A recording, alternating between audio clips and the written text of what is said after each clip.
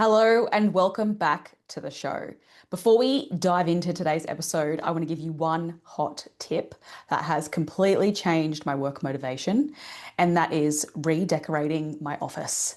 If you are watching on YouTube, you'll notice that maybe the office space looks a little bit different.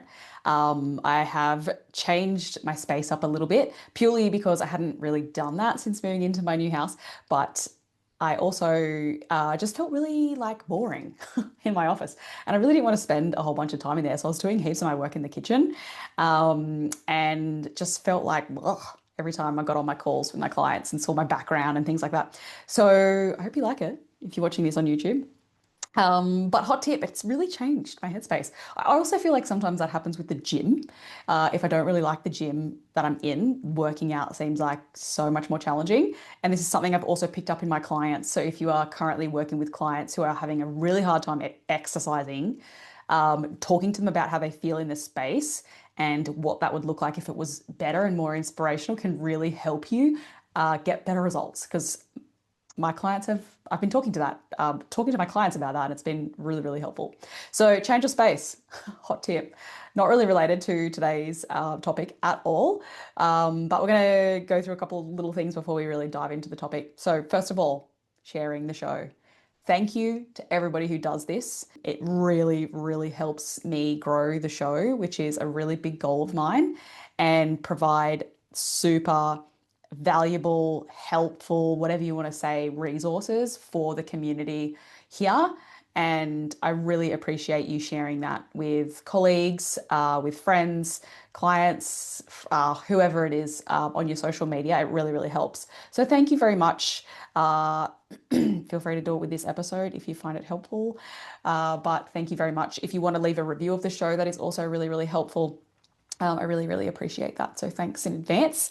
Little recap in what's been going on. It's been a while since I've done an episode of the show, and this is because it's been on that. I feel like so many people will relate to this. It's that thing on my to-do list that's like, okay, you need to do that show. Oh, hang on, I've lost time in the week. It goes to the next week's job, and then the next week rolls around, and you're like, oh, I really need to record that show. And then again, it doesn't happen and you move it to the next week. So it's happening. It's a Saturday here and I'm doing it now on the weekend because I was gonna do it during the week and just ran out of time. So we are recording it on a Saturday morning when it's raining and I don't feel so guilty about it, which is good. But it's been a while. So there's been a couple of things that have been happening. First thing I wanted to talk about was the breast cancer program that has finished over probably 2 months ago now, but was really, really awesome. It was the first collaboration program that I have run on her education with an external educator, Nicola. It was fantastic, super in depth. We got some really great feedback about this. In regard to like the content itself, but how useful and valuable it was in terms of confidence building in the clinicians that attended. If you would like to have a bit more of a look about it, about what the program was about, and maybe even watch back the recordings, you can do so on the website, hereducation.com.au. If you are interested in learning more about breast cancer, physiology, and exercise prescription for all phases of cancer journey, plus symptom management, it was a really great program. I'd really consider you looking into it if you're wanting to upskill in breast cancer. The recordings are now live to be able to purchase in a self-paced way. It won't be running live. However, you can do the program if you missed out and you wish that you could do it. So you can check that out on the website. Second thing is the trauma program is the second one with Stu, and that has kicked off. Week one live call was last week, and I am so excited about this program because it really fills a bit of a gap in my skill set, which we will talk about in this episode because that is the topic of the day. But it's really exciting. Stu is a really different teacher. So the way he presents and the way he explains and talks is really cool as well. So if you didn't sign up to that program, I will be sharing more about that later in terms of what we covered and getting some more feedback from the students in there about what was really, really beneficial for them, and may even also convert that one over into self-paced if you're interested in doing that on your own and not a live version. So that is happening. We will be kicking off lesson 2, I guess tonight. When you hear this one, it'll be tonight, which is exciting. I'm really excited for lesson 2. But the other thing that we are working on in the background is the next big project here at Her Education, and that is Ways. Women's Health and Exercise Summit. This is a really big project. I'm working on this with Tanisha. If you don't follow her, Tanisha's Exercise Physiology on Instagram, you can follow her. She is actually a women's health exercise physiologist as well, and we met, I think, 4 years ago now when she approached me about mentorship. So we've been uh, working on this in the background. It is a massive project. We've got the speakers list finalized, and the topics that will be presented at the summit. If you don't know about this, it's a virtual summit for exercise physiologists. We're talking about different topics in exercise physiology and women's health. So stay tuned for this one. If you are wanting an early bird ticket for this, you can sign up for the waitlist. I'll pop it in the show notes, but it's on my website, hereducation.com.au/ways, WHAES, or it'll be on my Instagram in the bio as well if you want to join the waitlist. I would highly recommend joining the waitlist. One, because the platform only allows a certain amount of people, so we can't go over that number. And the second thing is that there will be early bird tickets at a discounted rate only to those on the waitlist. So you will save on your ticket purchase when they go live if you're on that waitlist. So I would highly recommend joining that if you are interested in coming. Obviously, it's virtual. You can access that from anywhere. That's the purpose of it. And this event is designed to feel like you're in person. So it's really, we're really excited. We've got really cool ideas and we're hoping that it all like pans out. But I'll be sharing more about that in the next couple of months, because the dates are the 7th and the 8th of November. It's like a 1.5 day thing. So it'll be a Friday afternoon, evening, and then a Saturday. So if you are planning on coming, block that out in your calendar, get ready. It's exciting, it's new, it's innovative, it's a lot of tech. Hopefully that works. But I'm really excited to share this with you. And the other thing that I did that I didn't really talk too much about on my social media was I just came back from Thailand. And when I say just, it's not actually just now because I have been delayed in recording this, but it was probably about a month ago now, I think. Did a little 2 week trip to Thailand. If you've listened to the show for a while, you'll know that I've been there before. My partner and I quite like Thailand, but we actually went over this time for a motorbike race, which a lot of you already know that my partner's heavily into motorbike racing. I do a little bit on the side. I'm not very good at it, and sometimes I get too obsessed, so I tapered back a little bit this year. But yeah, we went over for an event, which was really, really cool. But every time I travel to Thailand, I get so inspired because they do business and work so differently to how we do here. And I come back thinking like, oh, I should do something like that, or I should mix up my business. But they're just so different in how like everyone just sets up a shop at the front of their house and sells something, really, at the end of the day.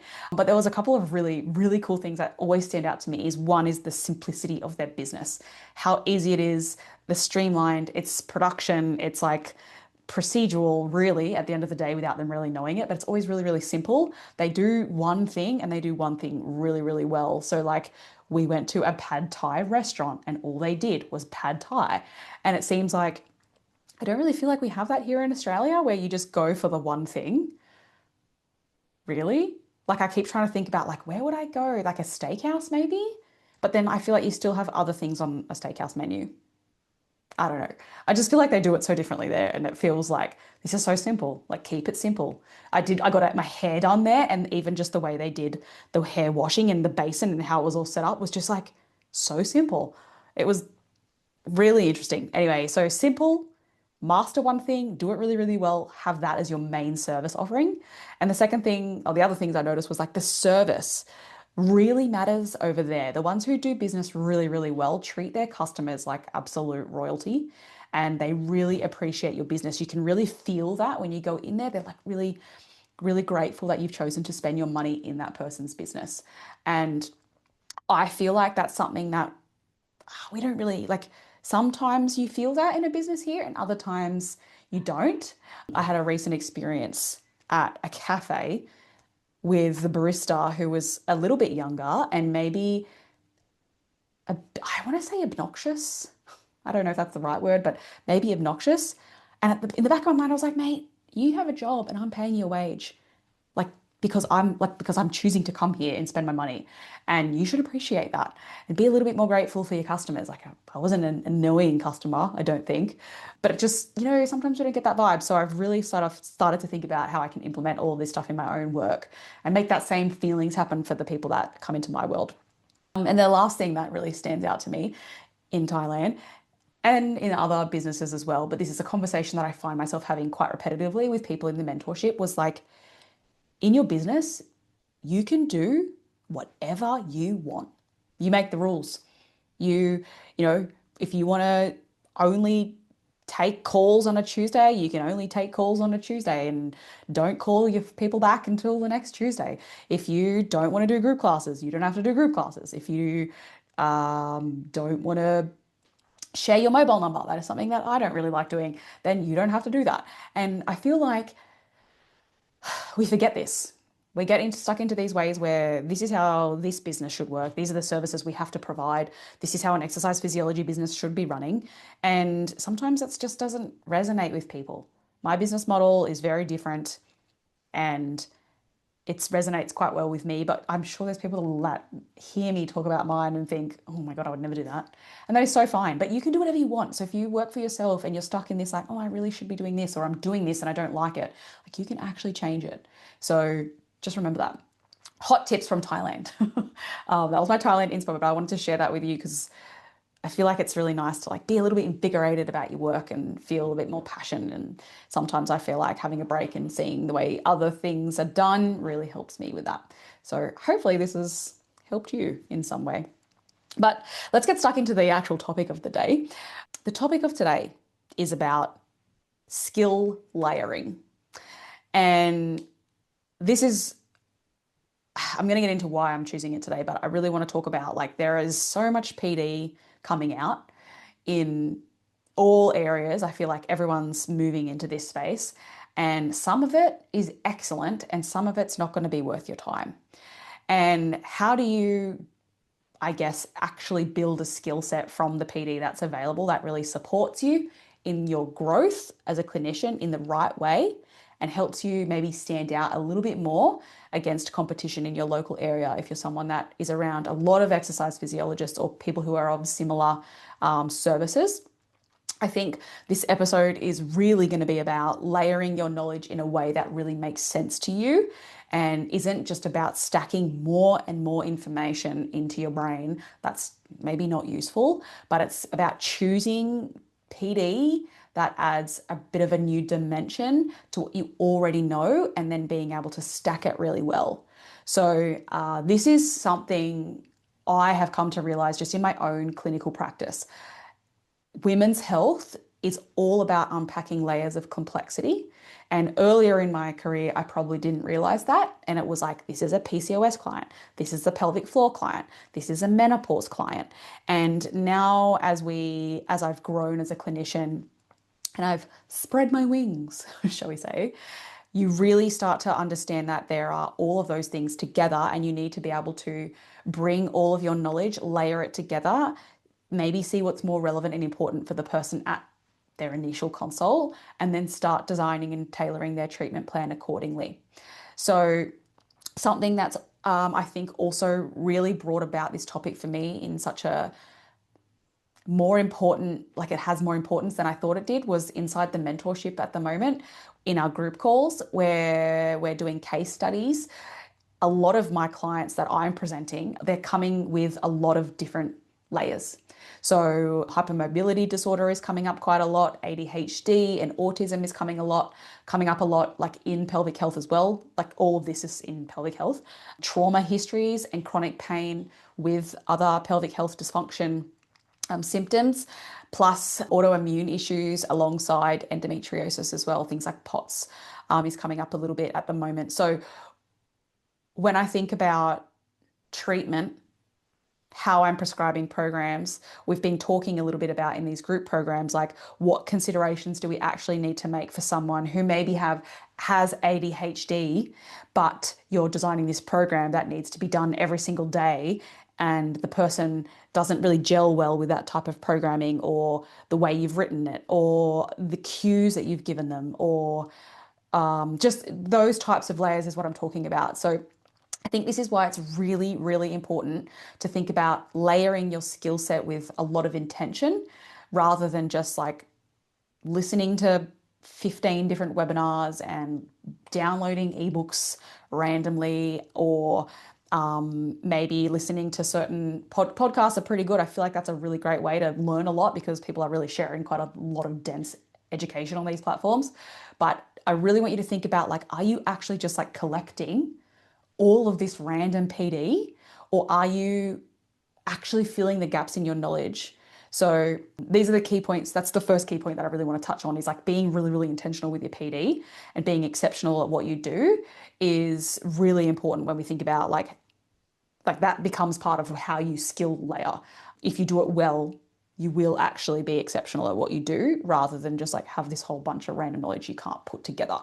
Now, I've already recorded an episode on the problems that I see with PD in our industry that are contributing to this problem of not being able to layer really well. So I'm not going to really touch on that, but I really want you to start asking yourself questions about your PD and whether or not you're actually choosing stuff that fills the knowledge gaps properly for you. So, maybe you're choosing things that are learning, like they're teaching the same information in just a different way. Like that's nothing worse than purchasing a program or jumping on another webinar that you just watching the same thing, the same bits of research, the same statistics, the same key points. It's like, oh, this isn't really helping me fill the knowledge gap. I want you to ask yourself, like when you're choosing it, like, is it going to be really surface level, or is it got a whole lot of practical application or resources that you can actually use in clinic? I feel like if the person isn't really advertising that, then it's probably a bit of a red flag that you're going to learn with. You want to make sure that there is some sort of proof that that's actually going to be part of it, and then they follow through with that. Now, the other thing that I think is another way to be really asking whether this is the right thing is the person that's actually teaching. Are they quite specialized in their field that they're saying they're teaching you about? Or are they just kind of like sharing the little bit of knowledge that they actually have? I've come across quite a few clinicians who, from different industries that are, yes, I know a lot about this. And when I've looked them up and started researching into them, they didn't really have much more knowledge that I could learn from. And I think if I would have been a little bit disappointed had I jumped into something that they were teaching. So I want you to think a little bit about that as well. Do your research on the person and what they actually do for work. Can you see what their work involves? Are they actually taking on clients, a lot of clients with that in their background? I find that's probably a really great way to know that you're going to get a really good, thorough depth and practical component because they can actually teach you what they're doing personally. So that's the first thing, first point takeaway of the day is don't just collect your PD, fill your knowledge gaps properly with intention. Second thing I really want to talk about, it's not always just about clinical skills. The layering of skills is so diverse also with your soft skills. So this is something I'm really excited about with the trauma course specifically at the moment with Stu, because we've done lesson 1 and I'm obviously developing the back end a lot. So I'm helping with I do the learning manual side of things. And I'm really realizing as I've sifted through lesson 1, but also lesson two's content, is the power of really, really listening and watching what people do as they speak in their initial consults or in any of their consults really. And also the importance of asking the right questions to your clients in order to get the better answer from them that really helps you design the programming or the treatment that that person actually needs. That skill in itself is not a clinical skill that you learn in most PD that we have. That is a skill set that is soft skills, generally. Listening, learning, body language reading, understanding what that means, and then how that is important in informing your exercise prescription or your treatment for that individual. So that is so important. I've always known that. It's something that I tried really hard to learn a lot more about. But Stu does this exceptionally well because it is extremely important in parts of trauma practice and how he actually treats, because he has to understand a bit more about that person. So if you're in the trauma course, you'll know exactly what I'm talking about. But if you're not in the trauma course and you want to learn more about it, stay tuned for that when it comes out as a recorded program. It is super interesting, and it's been so helpful even just in the last week since I've been through lesson 1 with Stu. The other part of that is being able to hold the space for the client, being able to lead them with confidence, being able to educate them really well and clear about their condition, and then being able to also understand where their limitations are, in a sense of being able to take on that information. So not overloading someone with information and education, thinking that you need to prove your knowledge to them. This is something I used to do as an early on clinician. And it was almost a way of me trying to convince myself that I actually knew what I was doing and I could help the person. And I feel like I would bombard them with information and teach way too much, give them way too many things, being like, yeah, they're going to walk away feeling like there's heaps of value in this. And in reality, I look back at that and think, oh my God, that person left and probably feels so overwhelmed and like, this is way too hard. I'm not, like, holy moly, this is too much. So that is also a soft skill that needs development and practice. And being able to learn that from someone else is sometimes really helpful when you're looking for PD, or even just maybe even layering your skill from a personal development perspective. So reading really good books about this or learning more about that side of development, shall we say. I think when you layer those two skills together in itself, that combines such a really strong clinician, your clinical skills and your soft skills. So make sure you are really looking at that and what's missing for you in your soft skills as a clinician. And the third thing that I see as being really important for skill layering is keeping your career alive, feeling really satisfied in your work and protecting yourself from the work boredom. I have been here before. I'm notorious for getting bored in my work, and that's just my personality, I think, as well.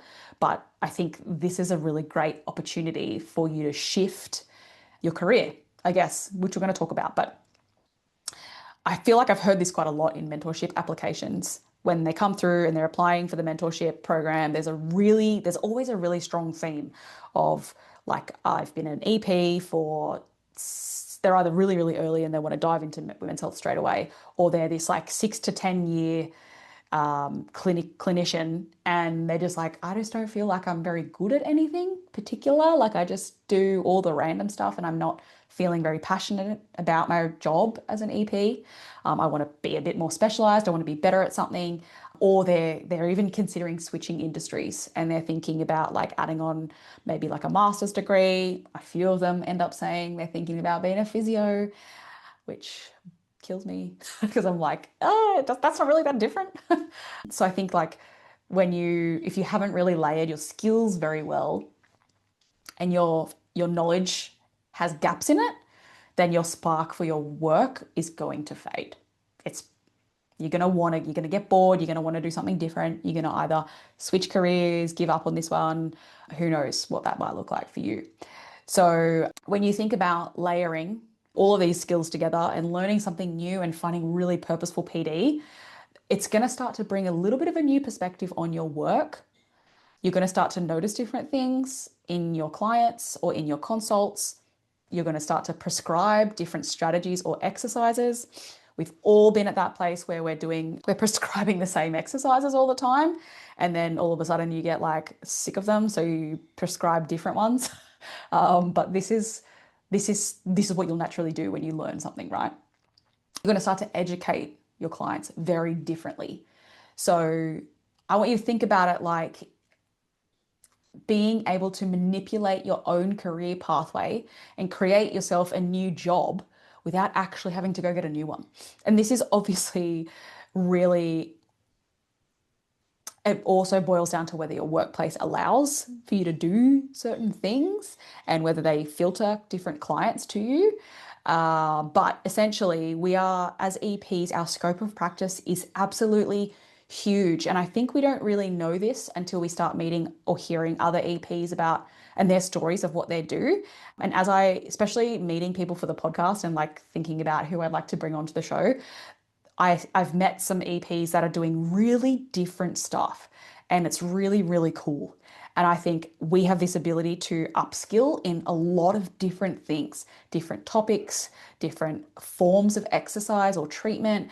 It's so broad that you can create and weave this really unique skill set for yourself that maybe no other EP even has. So think about it like that.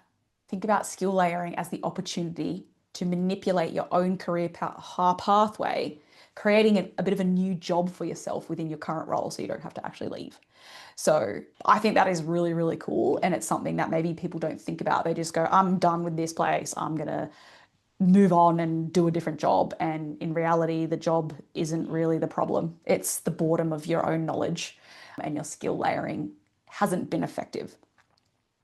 So let's talk about how do you do this? Like, what are the practical ways to actually identify what you should be layering? I think there's a couple of questions that you could ask yourself that will help you identify what's missing for you. The first one is, what kinds of clients do you avoid or do you feel really worried about when they come into your clinic? It's going to highlight knowledge gaps for sure. The other things I think you could ask are like, what topics feel a little bit fuzzy or maybe emotionally heavy on you, and you just, I don't really know what to do. What's coming up repeatedly with your consults that you tend to skip over or breeze past because you either don't really know how, you don't really know how to address it, but you know that that's probably a pretty significant part of what you should be doing. So I think that really identifies something that's, if it's coming up quite regularly in your consults, then it's obviously, maybe it's the same healthcare condition that seems to be like, I'm just trying to picture this from me, being in women's health. And I know a lot of you aren't in women's health, or you're not specifically in that, so you see a lot of other clients. But for me, something like hypermobility disorder, or EDS, was coming up a lot in my endo clients. And every time I'm like, I know this is a significant problem. I really need to do something about this, because like I can't really avoid it. And the treatment strategies for endo is like releasing and mobilizing. But like, you don't want to be doing that for those clients. So like, what am I going to do with them? So I feel like that was something for me. So I want you to think about, like, do you have a similar situation where you're seeing these same conditions and there's always this random other thing that seems to be paired with it? Or like, is there something that you need to bridge that gap just for that condition? Maybe, I'm not sure. But ask yourself that question. You could also think about, like, where in your consults do you feel like you're filling in time? This might not be so relevant for a lot of you, because I feel like a lot of people have very short consult times and you'd like more time with them. But at some point in time, there's probably some sort of got knowledge gap where you're like, I'm just going to keep filling this consult until it's over, and not really feel like I'm doing something productive. Is there also a time that you find yourself like just giving out exercises and thinking to yourself, I don't really know much about this condition, and I'm just going to go home and research this so that the next time I see them, I actually have a little bit more, something that's a bit more productive for this person? That's a pretty big gap in your knowledge that I think would be really relevant to explore what that is and how it fits into the rest of your skills. Maybe there's a particular type of client that you see that isn't coming back, or they're just drifting off and not really completing their exercise programming. Is this a regular occurrence? That is a huge problem. It could be service model that isn't fostering adherence to your exercise. Maybe the environment isn't quite there, but there is also a really big component of the clinician and the skill set in order for them to continue with that program. Maybe there's something missing there, and that could just be a lot more of your soft skills, behavior management, speech, holding space for the person, making them feel safe, things like that. So those are things that you could really, really explore. I think the most important one for me, especially if you want to be like a deep dive clinician in a particular space, is understanding commonalities between the layers of complexity within a particular health condition. So with women's health, for example, the trauma thing was huge for me. So I was needing to upskill in that from my clinical layering to be able to go, okay, all of these physical things are happening from a condition perspective, but they have all of this other stuff and this emotional load and this trauma history. Like, what do I need to do to be able to like bridge this gap together? So that is actually the reason why, one of the really, really big reasons why I have gone into designing these collaboration programs on her education platform, because I really wanted purposeful, really deep, practical, gap filling education that almost I felt like I needed, because these programs aren't designed to just be like this surface level education. They're there for that next layer. They're not just educational noise. They're very purposeful. They are designed to be integrated with your knowledge that you might already have and be able to bridge layers and gaps across complex cases. I feel like that is something I really wanted to be able to find in PD and couldn't. So that is one of the big purposes behind these collaboration programs, bringing in clinicians who specialize in their field that can help us. They've got a bit more experience, they've got years of experience, and they're able to help practically apply this with other layers of complexity. So, if this episode has really started to get you thinking a little bit differently about your career pathway and your skill set layering, make sure that you are following along on the Her Education social media. The Instagram page is quite active. Also, keep an eye on the website. This is where all of the new programs will be launching. There's a lot in the works coming up, not so much this year, but like ongoing into each year. I'm planning ahead quite a far way. And there's also going to be really new innovative ways to learn. So stay tuned for all of that. It's really designed for this depth of learning and skill development for clinicians that I think is really missing in our industry. So I just want to say thanks so much for listening.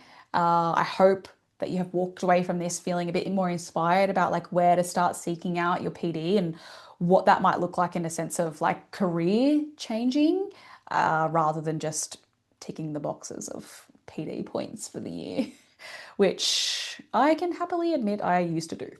So hopefully you're not doing that anymore because you're listening to this show. But if you are, let's try and start to pivot that bum.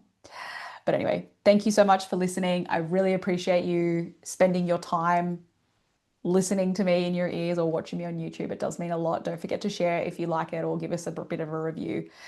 Stay up to date with us on social media, and I will see you in the next one. Bye.